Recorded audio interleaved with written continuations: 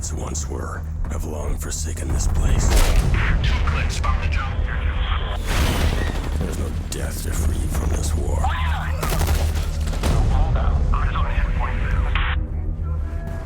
No glory waits for you in the afterlife.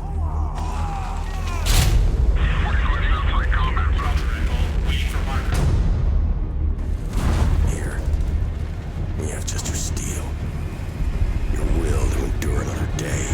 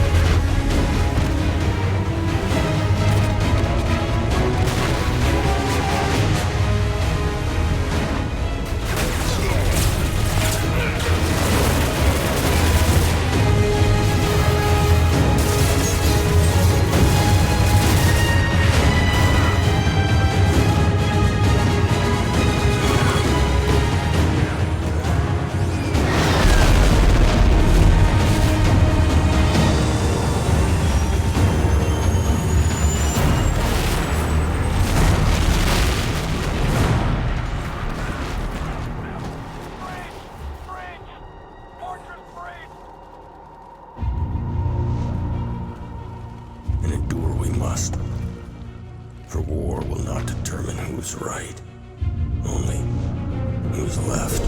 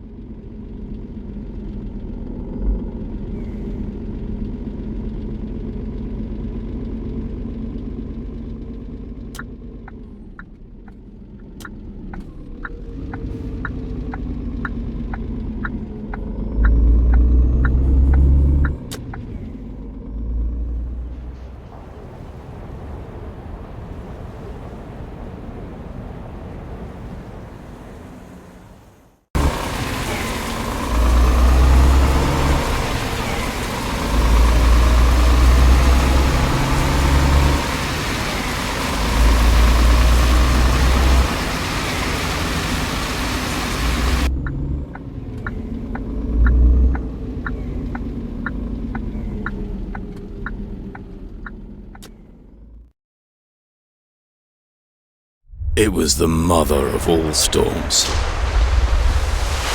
But somehow I just knew everything was going to be... Well, being stranded on a desert island is a lot of fun. You get to meet new friends. You get in shape. And you learn how to craft. And because it's your land, it won't take long before you call that place a home. And that's just the beginning, because here you can do anything.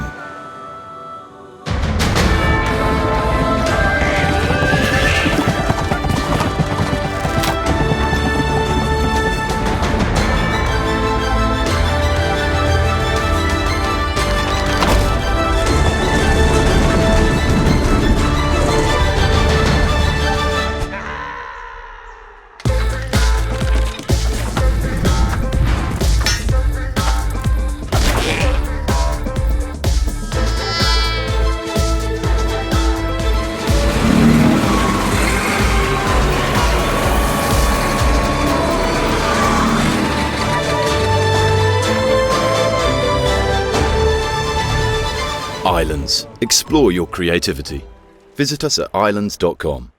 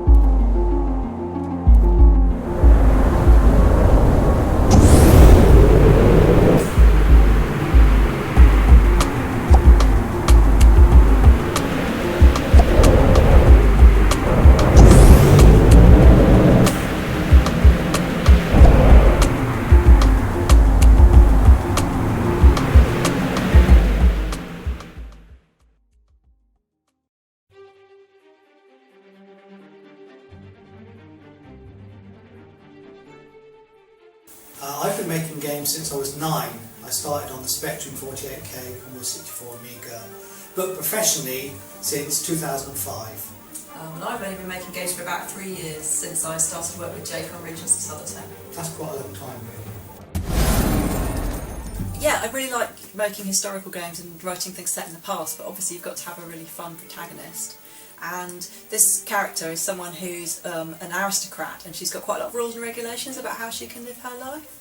So a really good way of being able to break out of that, a little bit like Superman putting on his cape in the phone box, is to put on a costume and become someone else. So we've got a character who becomes a highwaywoman at night so that she can go out and right wrongs and swashbuckle, fight people, get involved with all sorts of shady characters that as her aristocratic daytime self she wouldn't normally be allowed to interact with. So Shadowhand's an RPG card game, and it's mashing together two genres which haven't ever been mashed together before, which is solitaire and turn-based combat. So you use solitaire to fight enemies, and so instead of normally in turn-based combat you roll dice or a random number generator decides what happens. But in this game you play solitaire and you have some influence over the cards to decide how well you defeat the enemy. This is a type of solitaire called goal solitaire, so it's not like Windows solitaire where you just get these sort of big boring stacks. This has got all kind of different layouts and you have to clear them by clearing one card higher or lower than the foundation. This game is ridiculously historically accurate. I'm quite a nerd when it comes to research, and I've spent a lot of time looking at every single detail of life in the 1770s as pertains to being a highwaywoman. So we've looked at the costumes, we've looked at the weapons, we've been ourselves to locations and taken photographs of various places that have then made it into the game. So for example, today I was working on a level based in some stables. Those are actually real stables in Dunster Castle in North Somerset that would have been around in the 1770s, and they've got the genuine stalls that the horses were in. So we really tried to be as accurate as possible, and that's a lot of work, but also it makes a really great game world that's really coherent. All the colours work together, the scaling all works together, the costumes work with the backgrounds, and everything just fits. So unlike normal solitaire, which is just cards, we've got stuff like fancy abilities. So this one charges across the screen and blasts off cards. There's locks and keys, and there's like loads of other stuff. We've got things called jokers which you can put down, which allow you to sort of clear whatever card you want. Yeah, there's loads of different abilities. So there are puzzle levels in the game like this, and then there's combat levels where you end up dueling against various different enemies. Working with Jake has been interesting. So he's my husband as well as being my partner in making games. So what's been really good is that I've learned a lot about game design from him. He's got a huge amount of experience, but it's obviously been a bit challenging the fact that he's my manager as well as being my husband, so I've had to be as professional as I can be. There have been times when I've had to listen to him giving me guidance about how to do certain things. But at the same time I've had to bring some of my own skills in, so obviously I had a long career as a science writer before I got into making games, so I do know quite a lot about writing and editing, researching, things like that are actually my strengths, so I've brought them in, and I think together we work quite well as a team. We complement each other, and he's definitely said that I've given him some good ideas for the game design as well, so I think we work quite well together. So the game was developed in Blitz Max, which no one's ever heard of, but it's basically a sort of object-oriented basic language that sits on top of C++ libraries, so it compiles and runs as if it's a C++ game, but I can sort of modify the underlying code as well if I want to, and it uses DirectX or OpenGL. So it's a very easy language to sort of do things quickly, though my publisher would disagree. But it's good for me, it's really fun to sort of make games in. So this is the automated testing function for Shadowhand. So what it's doing now is the AI is controlling the player and the enemy, and it's making decisions as if you were playing in a fairly decent manner, and testing out the outcome of the battle. So I can use this to balance all the different weapons and outfits and the enemy fights to make sure they're playable and beatable. You see it's giving me an output at the end. This is actually the slow version. The one I use properly runs like 500 tests in a couple of minutes, but it doesn't output anything, so it's not not as fun to watch as this. So another reason the game's taken so long is because I am perfectionist now, and basically I spend too long fiddling around with minor details that probably no one will ever notice, but I notice them and it matters to me, so that's why I fix them. So I go into the art and I sort of like put buttons in the right place, or put the right fingers and thumbs around weapons, or make the firing arm go forward. I do stuff like make sure the sound effects are in tune with the music, and you know, lots of little details like that that just take ages basically. And probably I could just slap the art and sound in and push the game out, but it wouldn't feel right to me, so that's why I do it. I think the patience and how long term the project is. I'm quite a short term sort of person who quite likes to see quick results, so for me working on a project that takes several years is quite elaborate and involved. It's very satisfying at the end, but some of the stages in the middle where things seem very unfinished and very complicated is quite tough to get your head around it. So I'm a coin collector, and one of the things that I do when I'm working on this game in Regency is I've actually bought a coin from the time period. So this is a 1749 crown, and actually I think it's a half crown, and it's silver, solid silver, and I keep that on my desk while I develop the game, just as a sort of memento of the time period, and just to think that people had this around the time we're making our game. So, you know, maybe a highwayman had that, maybe some, you know, corrupt magistrate, you know, maybe someone spent it in an inn for a night, and it's just kind of interesting, and it adds extra vibe to me while I make the game. So Shadowhand is set in southwest England, which is where we live, and we've scouted lots of locations to put in the game. Some of them are made up and some of them are real. So this is Glastonbury Tor, formerly known as Avalon, and our character goes there for a quest. So that's Glastonbury Tor, pretty local to us, and it's nice to have it in the game. So this is the stables at Dunster Castle. We went there and took a photo because they had these cool Georgian pillars which they would tie the horses to, and we took a nice photo, gave it to the artist to use as a reference, and they've done a really good job. And this is the ostler you meet who you have a boxing fight with to get information from. The hardest thing working on the game is just the fact it's taken so long, and we've run out of money, you know, the old indie story, and maintaining motivation through that time period. There's always a sort of dip in the middle, but now we're nearing the end, I'm super motivated to get it done.